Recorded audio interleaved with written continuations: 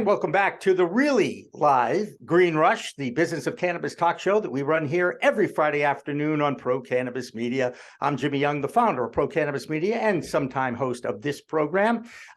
Josh will be with us. Josh Kincaid hopefully will be with us next week. We're going to reach out to Rick Thompson, another member of our Read Talk News team, to join us. And it's our holiday show. We'll be talking about the top 5 stories in cannabis this year. And we did this last year too.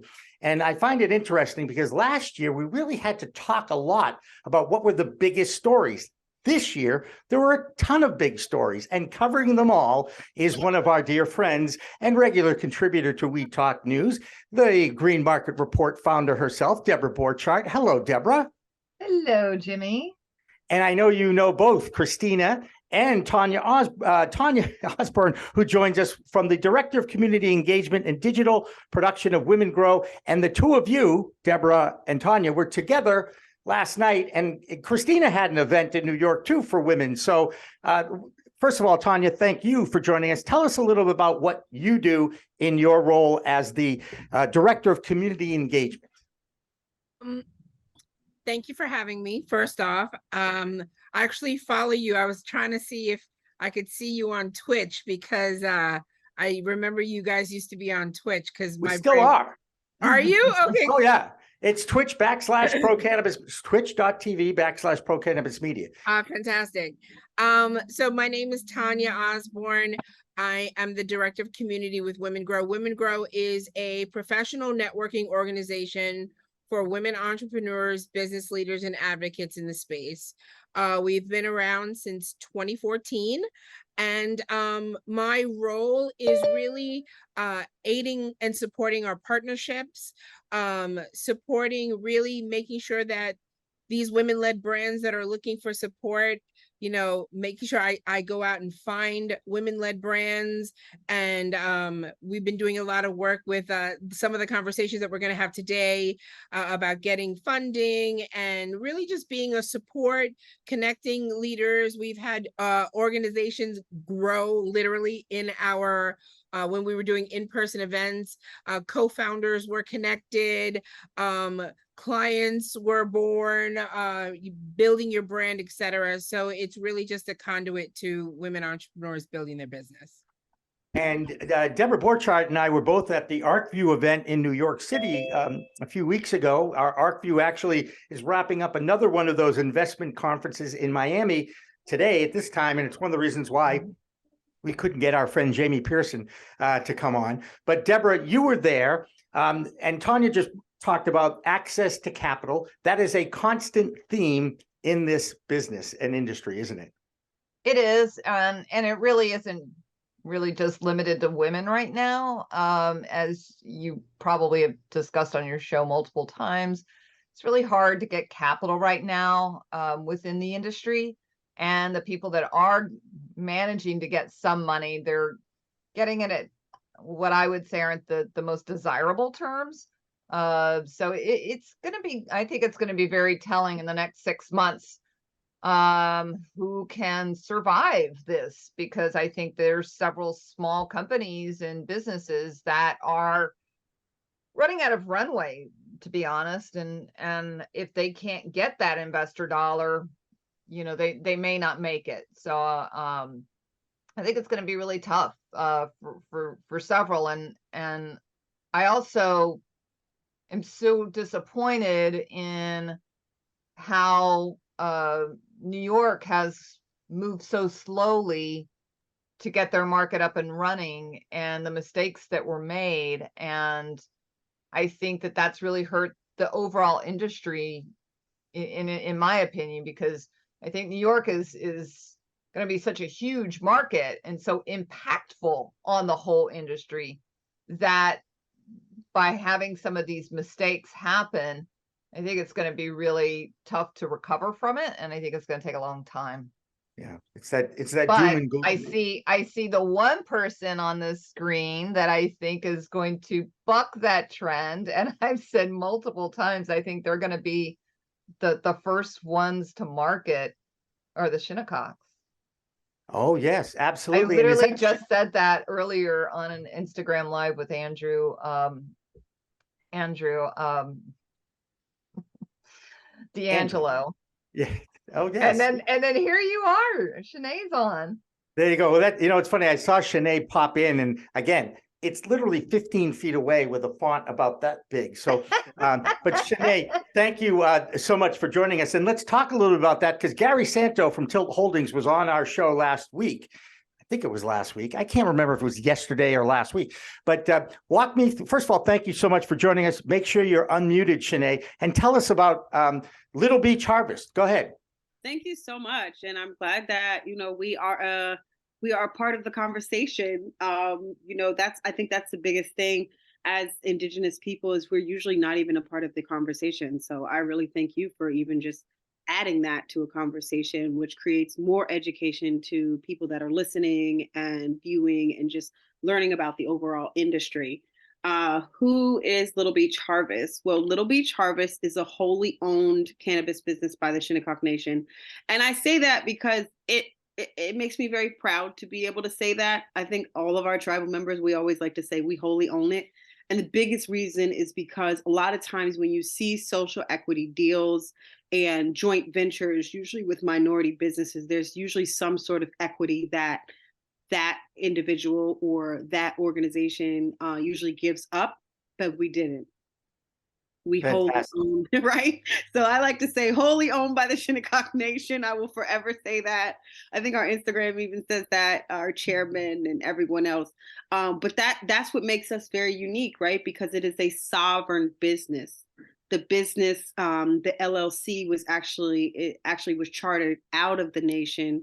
So the secretary of the Shinnecock Nation, that's how we got our LLC. Most businesses, you get your LLC from the secretary of the state, whatever state you're filing, right? So right. The whole business is a sovereign business and unique within itself. And I think what's unique is that we have this partnership with Tilt, who is our operational partner, but they've been able to roll up their sleeves and really understand like what the challenges are, not only for Shinnecocks, but the other tribes within the state and other tribes in the country. And so Little Beach Harvest, we broke ground this summer. July 11th was the official date of our groundbreaking ceremony. And, so I'm kind of in some rugged clothing because I've been on site and just kind of very present this week and next week, as we're towards the end of the year, just making sure everything is going right to the start of next year. So we'll be opening next year, early next year. And then I think what was stated just a little bit, Deborah, you had mentioned like we might be soon to be like ahead of the state. But what's important to note that, yes, you have Little Beach Harvest, which is the tribe's business, but the tribe itself also has something called a CRD, which is the Cannabis Regulatory Division. So that board is what essentially regulates the whole cannabis business and anything cannabis on Shinnecock. So you have the tribe that has a business, which is Little Beach Harvest, and we've been issued a medical license, and we will be going for a recreational adult use license underneath CRD. The tribe, they issue that, we get the license, and that's how we're able to operate. And then individuals will have that. And so it is taking some time also for us to be able to do it, but I think we are a lot further along, I'd say, than maybe the state is in just trying to get their ducks in a row with regulations. Fantastic. What a great story. And it's about time, by the way. Christina, being in that neck of the woods, has Emerald Magazine been out to the Shinnecock Nation yet and done a little story out there? No, we have not done a story out there. We, coming from Humboldt County, there were a few tribal nations out there. So I love what you guys are doing, and I'm really excited to follow it along. My friends over at Honeysuckle Magazine have been out there, I believe. Right. And yep. So I followed them, and we do have a list on the Emerald's website. We have a few lists. It's 100+ minority founded businesses to support right now. So we have the Black founded, we've got the Latinx founded, LGBTQ, Indigenous founded. And I'm going to double check to make sure that you guys are on that list because you should be, if not. But when I will double check after this. There you Wow. go. Good job, Christina. I appreciate it. I didn't mean to put you on the spot, but yes, I did actually. I'm listening. I was engaged with her story. I was listening. I was like, oh yeah, tell me more. Well, I think the last time I talked to Gary, he said that he thought maybe March. Or no. Yes, yeah. So, and that, that's another factor. I think a lot of times what I'm here, I mean, my job as CEO is to answer all of those high level questions, right? But as what most people don't realize is commercial construction is not just like, oh, you pick a date and this is when it happens. You're also talking about the Northeast. You're talking about Shinnecock, which building on tribal territory is different than building on just anywhere else in the country. There also sometimes has to be agreements and things that are signed between both governments. So you're talking water authority, you're talking electricity, you're talking putting that on sovereign jurisdiction. So it's not as just as an easy walk in the park as just, oh, we're going to open doors on this particular day. And then it's the wintertime that we're also doing this. So, things are slower, and it is the Hamptons. Over the summertime, I think we were competing just a little bit with the build of some of the millionaires. So sometimes when we are trying to source as much as we might be able to more local subcontractors for our the contractor that we do have, our general contractor. They've been really good at being able to kind of bring in some more local. And sometimes that makes it difficult too, because they might have other things going on. So we have said that the end of March is kind of what it's looking like. But again, we have no idea what the winter, what creator is going to bring upon us. And so my main thing is making sure it's all done right. That's what I tell everyone on the team. And that's what I would tell the public is as long as it's done right, then that's what matters. We want to be able to open our doors in a good way. And I don't want it to be rushed just because people are just so excited. It has to be done right. You mentioned the word opportunity. As someone who certainly knows the history of our nation and what those who came to this nation first from the other side of the pond have done to those that were here first, it's about freaking time that we give an opportunity to the indigenous people, to our friends, the Native Americans, and also, I might add, those have been most impacted by the failed war on drugs. And but they make it, they being the man, okay, yes, the white man, okay, does everything possible to make it as difficult as possible to take advantage of that opportunity. Am I wrong here? Chime in here, Tanya. Go ahead, everybody, because that's how I feel. And it's one of the reasons why I love doing these live shows and talking to people, because it's like we have to get the word out. It is Gary Santo and I talked about this, and I love dropping his name. The fact that it's about normalization, not necessarily legalization. Decriminalization, no doubt about it. That's part of the normalization, though. That's what we have to start thinking about. And those that are in the industry have an obligation to enlighten and educate those who continue to look at this particular plant and opportunity as well. Let's just say we have to sell them on it, enlighten them before we can actually thrive. It's survive to thrive. Deborah, did I rant a little too much there, or was I on board? Jimmy, that was what was behind us starting Green Market Report. As a financial reporter, I was covering all these other industries, whether it was consumer tech or retail apparel, or even just the financial markets. And that was the thing that struck me way back. I started covering this before Colorado even had legalized adult use. And I felt back then that this was going to be really a disruptor in the business community. And as I got further into my reporting on the industry, I felt like it just wasn't being taken seriously.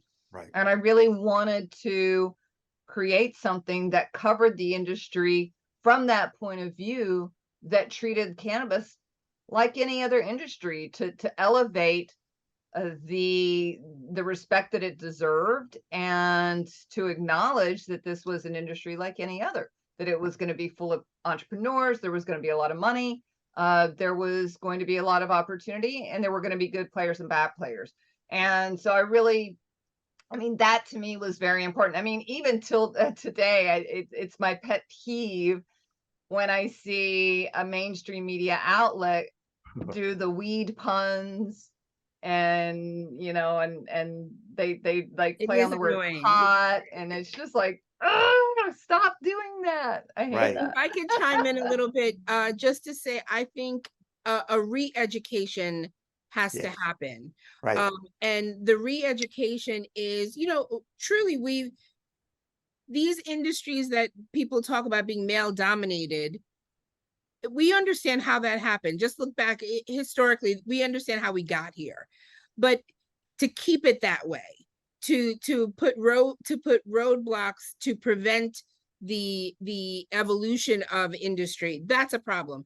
But I do want to spotlight, there are folks, I'm an eternal optimist, so just you say boo, I'm like, but that's just me.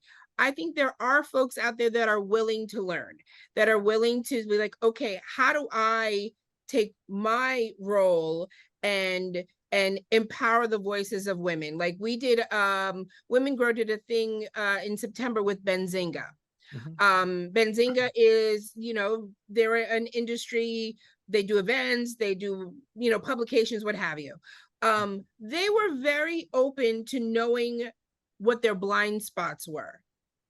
Does that make sense? Yeah. No, it's So- actually, I'm actually glad to hear that a media company was doing that. Yeah, and now that their eyes are open, we did a really great partnership with them in September, spotlighted a bunch of women, put a bunch of women on the pitch floor, supported them in that process. So now they see, oh my goodness, this is amazing. So I think as more companies realize, and it is annoying. How do you not realize? Like, how did you miss that? But it's like, hey, some people just need to be shaken a little bit. But I think there are players that are willing to open that. We just need more of those players. Shanae, you're one of the newer players. I'm guessing that you see this opportunity as a way to impact your own little nation out there. Am I right? Yeah, what's interesting is one of the things that I tell a lot of the people that are on the various teams that, Little Beach Harvest is working with, is that like, it's not just business for us. Anything that we do as a nation always can possibly chip away at our sovereignty when we move. And you had mentioned something earlier about, you said that two different words. And the first thing I thought about was colonize and decolonize, and so in many ways we are, I guess, decolonizing the structure of business through cannabis on the Shinnecock Nation, right? Wow. And with that being said, we're also trying to make amends relationships that were not the strongest. It's no secret that New York State has not had good relationships with tribes in New York. Almost any other tribe in the country could tell you that. There are a lot of case studies that tribes look at pertaining to New York and New York tribes when it comes to commerce, when it comes to land, when it comes to all kinds of things. And that's just the history of the government of New York. So with that being said, Tanya was just saying, like, the educational component of it is so important.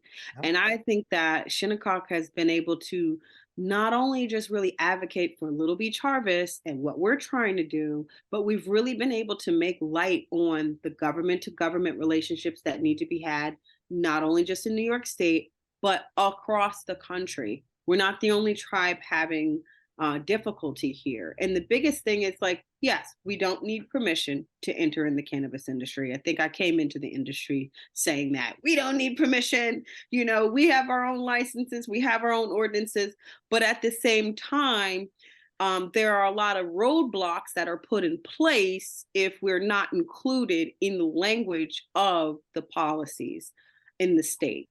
For example, if we wanted to do something with our relatives upstate and we wanted to do trade with the other tribes, that ancient highway, which is now considered 95 or whatever highway it's now considered, is in the state's possession there. That's underneath the jurisdiction of the state. And that's what makes it challenging. So there has to be government to governmental agreements between tribal governments and state governments.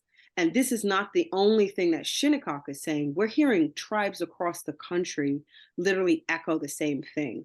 And so I think in this industry, when we talk about all of the social equity groups and we're advocating for each other, it does require education to know what's happening in the Latino community and how can we echo what their issues are so that they can have justice, so they can have equality. What's happening with women in the industry and how can we echo what's happening with women, and the same thing with Indigenous people. So therefore, it's not just if you have Black, white, Latino, Asian, it's not just other, you are including Native Americans, and you know exactly what should be put into that. And so I think when it comes to cannabis, cannabis is just like one issue that we're addressing, but we're talking commerce. Right. We've been trading for thousands of years. And so it's actually a part of the very treaties that we have with the state. Mhm. So it's just kind of revisiting something. So it's just really, like you said, there's always something, you said it early on, there's always something that's just going to try to just, either they're going to try to take from us, or they're just going to try to put a big challenge. And if we're just a small group that only knows about this and no one else knows about it, then we're not able to really kind of move that challenge or move forward with that challenge. We need support, we need advocacy. And that's where we've been able to see in the industry so much support from so many people, whether I've been pulled into a panel or people have actually just been calling, or when they're in a meeting, they bring up, hey, have you guys talked to the Shinnecocks? That's a big deal. And that goes a long way. Yeah. Well, I will say, Jimmy, that the event they had in the Bronx this morning, I thought was pretty good. I wasn't sure what to expect out of it for New York State. I mean, I said a few fairly not so positive things about the state earlier, but I did think that what they did today was pretty impressive. They set up this mock dispensary, and the whole idea is they did this in the Bronx, and it's a 3-day event so that they want the people in the community to come in, see what a dispensary looks like, not only from the front of the house, but also to kind of show them what goes on in the back of the house. There's several vendors there. There's several educational groups. The unions are there. I thought it was really cool. So the idea that they've got there is to bring people from the community. So they cited it in the Bronx, and so that it's educational, so that they can really kind of kick the tires and learn a lot about, this industry that they might not have as much information about as we do as insiders. right. And so I was impressed that when they had the people up on the stage, almost everybody on the stage was woman today. It was like, oh my gosh, this is crazy. This is awesome. And Christina, you're in Brooklyn. I mean, being from Boston, isn't that right next to Bronx? Did you get to go? I was gonna go today, but I was gonna go with an industry friend, and it was her I'm daughter. going on Sunday. Yeah, it was her daughter's birthday today, so we're going tomorrow morning to check it out. But the Bronx it's not close to me. I think it's about an hour away from where I live. Everything is an hour away in New York City. Okay. Come on. I went from Brooklyn to Newark. It took me 2 hours. Okay. Right time, that sounds right. Friday afternoon at 4:00 is not the time to go fast. Okay. It's just not going to happen. Right, guys? Something you guys all know. I'm the country bumpkin from Boston. What can I tell you? Hey, this was great. Listen, we have another woman coming on in the next few minutes, and it's Kim Sanchez Real from Azuka. So if any of you would like to stay and hang out with us, and we open up the forum, totally okay. And you don't even have to give me an answer, because we'll figure it out if you're here after this next break. How's that? Simple enough? Because this was a great conversation. We'd love to have you stay till the top of the hour. But if you can't, we totally understand. And I thank you for taking the time out on Friday afternoon. But we're not done on Green Rush Live, and we'll have more after this.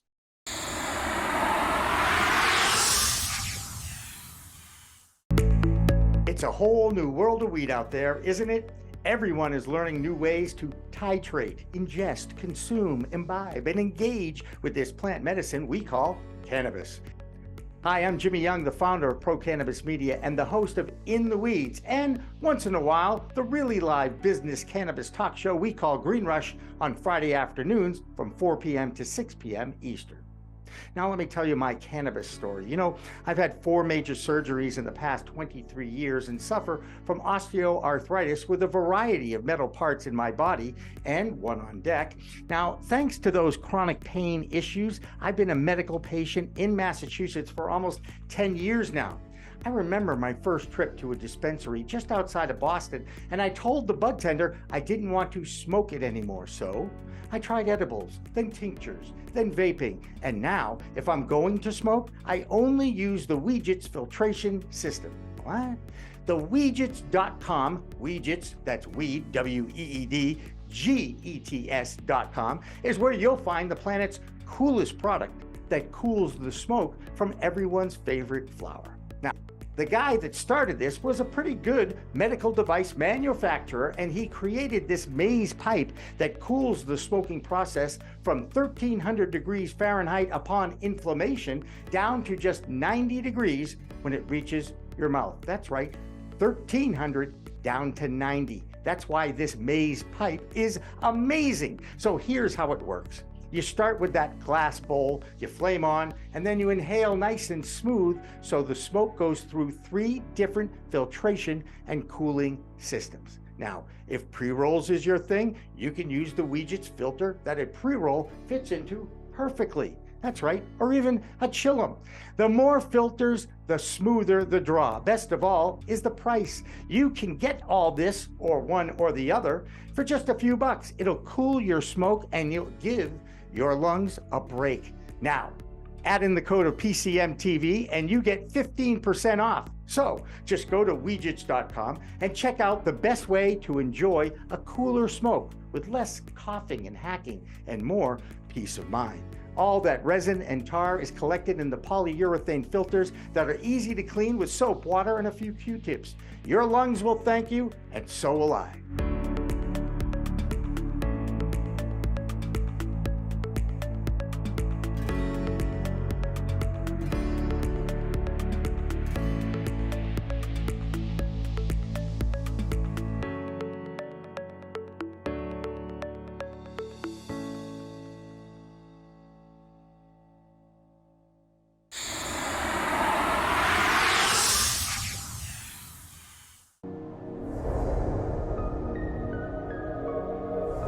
Which at first I thought, oh, I don't know if I'm an activist, but I have, held a bullhorn on the State House steps. I have frequently testified before the Cannabis Control Commission in the state legislature, and I'm not, shy about criticizing where I see, mistakes being made. So yeah, I think that's what differentiates me, just an appreciation for the plant. And then also I'm a cannabis entrepreneur myself. I've started businesses, so I've lived that entrepreneurial journey. I know how hard it is. It is absolutely a marathon, not a sprint. So I think that, I'm in the game, not just on the sidelines.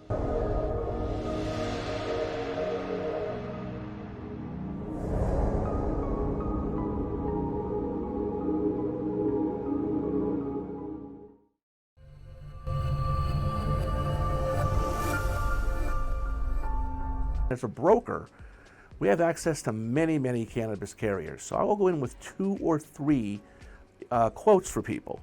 The quotes might be $20,000 for one, $22,000 for another, $17,500 for another. Pretty close among the 3. What I tell people is it's not the pricing, it's what's included and not included, meaning exclusions. An exclusion in layman's terms is just something that's not included. It's not on the menu, so it's just not included. But if you don't know that, if no one shows you that on page 71 of a 150-page policy, you're not going to know. No one knows. I never met one person that says they read an insurance policy. If you do, I got some property in Florida for you.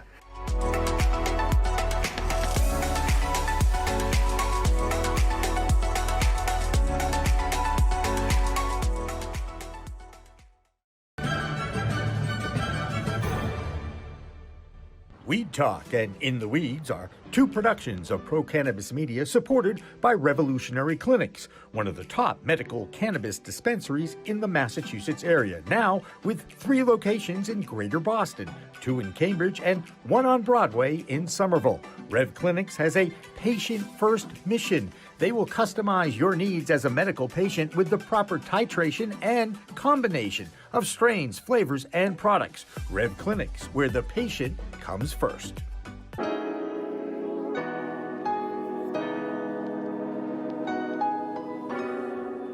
So the reality of the matter is, big banks and small banks are going to be different in a lot of ways.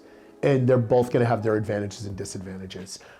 For a business like cannabis, you really have to have an integral knowledge of that business and a real granular knowledge of that business and the players involved in it. And that's why if you look at the banks that are successful to play in this space in Massachusetts, they are smaller banks that are very heavy, intensified personal touch, human communication, where you don't get a lot of that with the bigger banks.